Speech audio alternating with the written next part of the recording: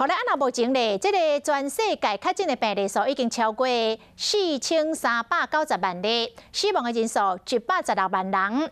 欧洲有真侪国家当咧面临着第二波疫情的反弹，这个疫情实在是太严重咧。法国就暗算讲，为这个礼拜四开始，要全国拢来封锁，但是民众的看法是真两极。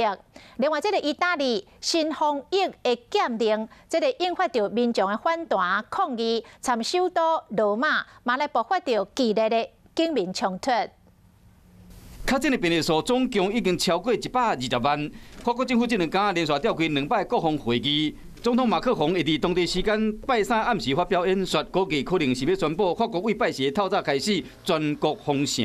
消息一日出来，民众有无同款的看法？J'ai un peu du mal avec ces privations de liberté, mais voilà, j'ai beaucoup de peine pour le monde artistique puisque je suis artiste. Je le dis, je pense qu'il faut reconfiner clairement le pays, reposer.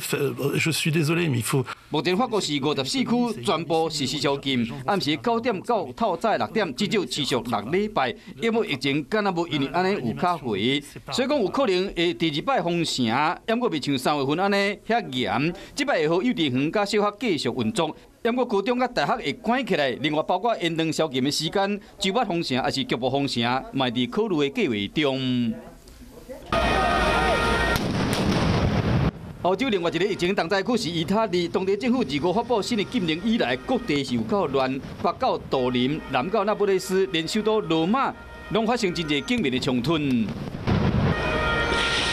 葡萄牙防疫措施敢若有较慢，当局27宣布讲，未来70天内集会以上民众伫室外必须要强制挂喙罨，若是违反喙罨令的人，上悬会被罚款500欧元，差不多是16000块的新台票。Eu acho muito bem.